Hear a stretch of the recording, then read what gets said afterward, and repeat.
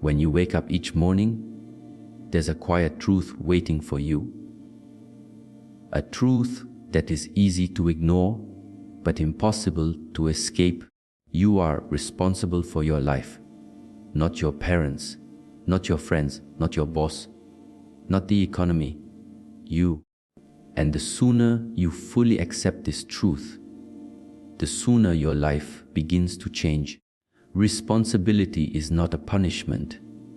It's your ticket to freedom. The moment you take ownership, you remove the chains that tie your progress to someone else's permission. Think about it. If you blame others for your situation, you give them the power to decide when or if you can change it. But when you stand up and say, I am in charge of where I go from here, you take the steering wheel back into your own hands. Imagine two people starting their day. The first wakes up thinking, I hope someone helps me today. I hope life gets better for me. I hope something changes. They move through the day waiting for luck, waiting for opportunity, waiting for someone to come along and rescue them. The second person wakes up and says, it's on me. My life is my responsibility. If I don't move, nothing moves. If I don't change, nothing changes. That person doesn't wait. They act. They search. They create. You see, life respects action, takers. If you sit still, life will keep you where you are. If you move, life will meet you on the road. It's like pushing a car. The hardest part is getting it moving.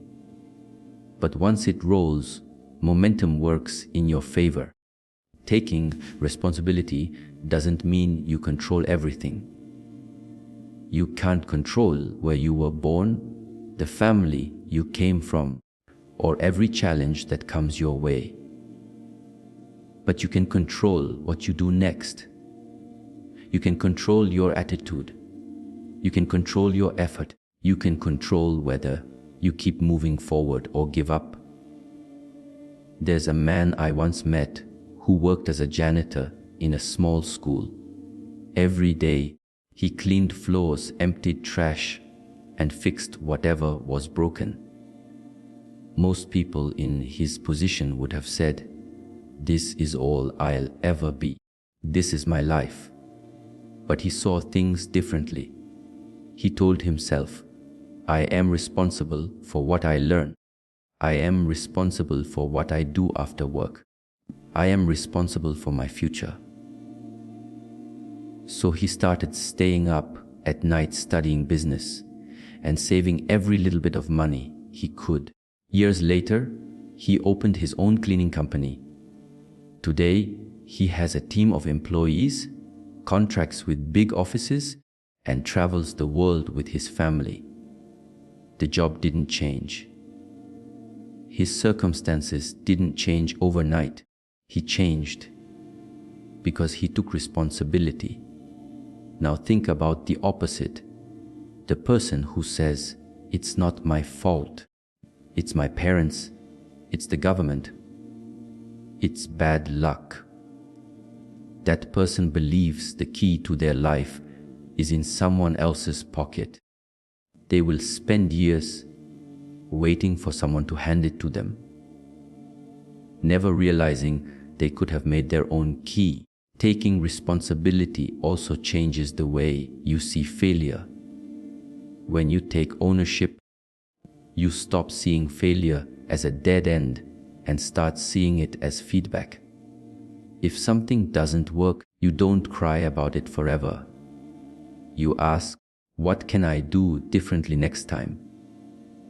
Responsibility makes you an active problem solver instead of a passive victim. Here's a small daily example. Let's say you're late for work because of traffic. Most people will blame the traffic. But if you take responsibility, you say, "I should have left earlier." See the difference? One mindset focuses on what's outside your control. The other focuses on what's inside your control. That simple shift makes you more prepared, more reliable, and more successful over time. There's power in knowing that your life is in your hands. It means that your future is not determined by your past. You could have been born in poverty, but you can choose discipline and learning. You could have made mistakes, but you can choose to grow and change. You could have faced betrayal, loss, or hardship, but you can choose to rise again. Life is full of examples of people who started with nothing, but ended with greatness. Not because they were lucky, but because they decided, this is my life, and I'm going to shape it. They didn't wait for the perfect moment, because they knew the perfect moment never comes. They started where they were, with what they had, and took one step at a time. And here's the beauty of it. When you take responsibility for your life, you start attracting opportunities. People trust and respect those who take charge. Employers want to promote them. Partners want to work with them. Friends want to support them. The world has a way of opening doors for those who are already walking toward them.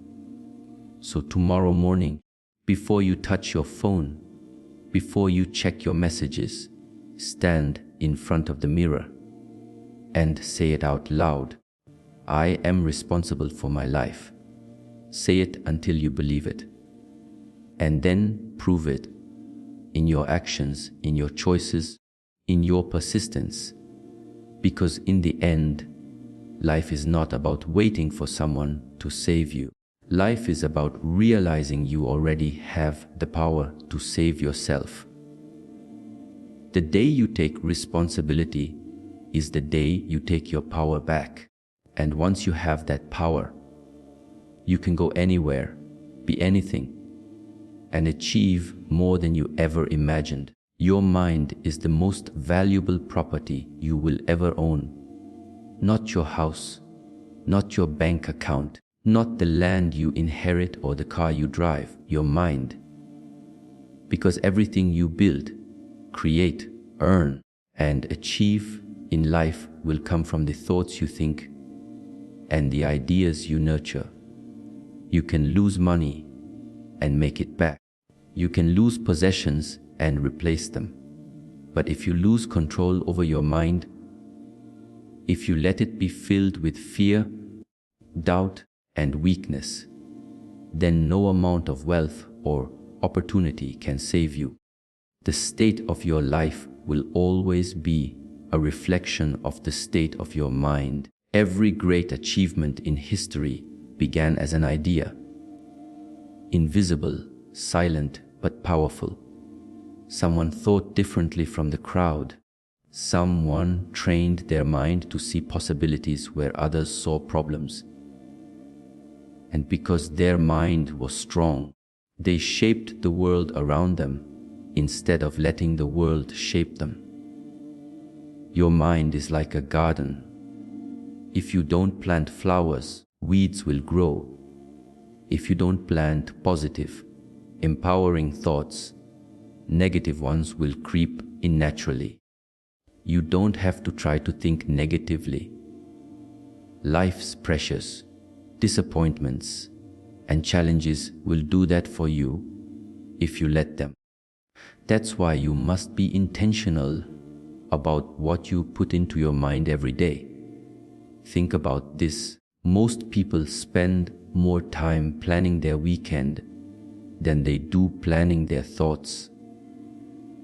They guard their phones with passwords, but they don't guard their minds from harmful influences. They lock their homes at night, but leave their mental doors wide open for fear, gossip, and toxic news to enter freely. Let me give you a daily life example. Imagine two people working in the same office. One constantly listens to negative co-workers, scrolling through bad news on their phone every hour, telling themselves, "Nothing ever works out for me." Over time, that mindset drains their motivation and kills their creativity. The other person spends their breaks reading books on leadership, watching videos that inspire action, and repeating affirmations like, "I have the ability to find solutions. I can learn anything I need to succeed." Even if both face the same challenges, their results will be completely different. Not because of luck, but because of what they feed their minds. Your mind is your personal factory, producing the thoughts that shape your actions. And here's the truth: your actions will never consistently rise above the level of your thoughts. If you think small, you will act small. If you think boldly, you will act boldly. Consider the story of a young man who grew up in a neighborhood where almost everyone believed their life was destined to be ordinary. School, maybe a small job, and then just getting by. But he believed his mind could take him further than his surroundings. He began reading every book he could find on business, personal development, and communication. He couldn't afford university at the time, but he treated his library card like it was a ticket to the world. Years later, he became a successful entrepreneur, not because someone handed him success, but because he trained his mind to see opportunities and act on them. Feeding your mind is not just about reading or learning, it's about protecting it. You must guard your mental space like a treasure. If someone was trying to poison your food, you would stop them immediately. So why let people poison your mind with constant criticism, fear-based thinking, and small-minded advice? Be careful with the company you keep.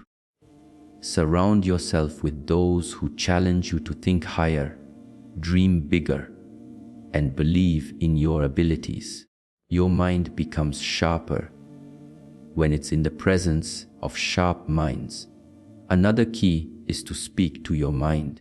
The thoughts you repeat become beliefs, and beliefs shape reality. When you tell yourself, "I can handle this," "I will find a way," "I have the ability to grow," you're not just saying words, you're programming your mind to search for solutions. But if you say, "This is impossible, I'm not smart enough, I'll never make it," your mind will find ways to prove you right. I've seen this in athletes. Two players with the same physical ability can have very different careers simply because of mindset. One sees obstacles as reasons to quit. The other sees them as challenges to overcome. The body follows where the mind leads. Your mind can also be your greatest weapon in times of crisis. Life will throw storms at you. Unexpected losses, failed plans, betrayals, delays. If your mind is weak, you will collapse. But if your mind is trained to stay calm, think clearly, and focus on solutions, you can survive storms that destroy others. A strong mind gives you resilience, the ability to bounce back stronger than before. Training your mind is not a one-time act, it's a daily discipline. Just like a muscle, it grows stronger the more you use it. Reading daily, asking better questions, challenging your own assumptions, thinking about long-term consequences. These are the exercises that keep your mental muscles sharp. So, tomorrow morning, tell yourself, My mind is my greatest asset. I will protect it. I will feed it. I will use it to shape my life. And then live that truth. Turn off 1 hour of meaningless scrolling and use that hour to learn a skill. Replace one conversation of gossip with a conversation about ideas. Spend a few minutes each day in silence, letting your mind think freely without distractions. Remember this, no matter where you are today, you are one idea away from changing your life. That idea will not come from luck. It will come from a mind that is prepared, focused, and open. Your job is to keep your mind ready so that when opportunity knocks, you're already thinking at the level required to seize it. Your mind is not just an asset. It's the foundation of everything you will ever build. Protect it, invest in it, and trust it. Because when your mind is right, your life will follow. Life will not always give you what you expect. In fact, it will often throw you situations you didn't see coming. Sudden challenges, unfair treatment, or moments that test your patience and character. You cannot always control what happens to you, but you can always control what happens in you. That is the power to choose your response. This truth is one of the greatest gifts you've been given, no matter the circumstance. You have the freedom to decide how you will think, feel, and act. People may take away your possessions, deny you opportunities, or speak against you, but they cannot force you to react in a certain way. That decision is always yours. Think about it like this: life is 10% what happens to you and 90% how you respond. Two people can go through the exact same situation and end up with completely different outcomes, not because the event was different, but because their reactions were. Let's take a daily life example. Imagine you are driving to work and someone suddenly cuts in front of you, forcing you to slam on the brakes. One person might immediately shout, get angry, and let that frustration boil over for hours. They arrive at work still irritated, snapping at co-workers, unable to focus. Another person might take a deep breath, think, maybe that driver was rushing to an emergency, and choose to let it go. They arrive calm, focused, and ready to work. The difference in their day had nothing to do with the driver. It had everything to do with the choice they made in that moment. Choosing your response is about taking back power. When you let your emotions control you, you give away your strength. You allow outside forces to dictate your peace, your mood, and your actions. But when you control your reaction, you send a clear message: I am in charge of me. This doesn't mean ignoring your feelings. It means acknowledging them, but deciding they won't dictate your behavior. Anger can visit, but it doesn't have to live in your mind. Fear can knock on the door, but you don't have to invite it to stay. History is full of examples of people who mastered this power. Nelson Mandela spent 27 years in prison, yet when he walked out, he chose forgiveness over bitterness.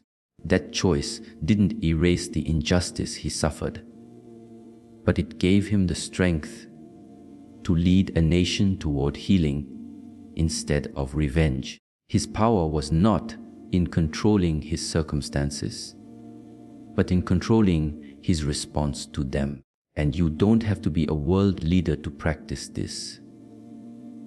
In your own life, every challenge is an opportunity to choose a better response. When someone speaks rudely to you, You can respond with the same tone and keep the cycle of negativity going. Or you can respond with calmness that ends the cycle right there. When a plan fails, you can collapse into self-pity. Or you can ask, what can I learn from this? Here's another story. A woman I know was fired from her job unexpectedly. She had bills to pay and a family to support. At first, she felt shock and anger. But after a day of thinking, she told herself, I can't control the fact that I lost my job.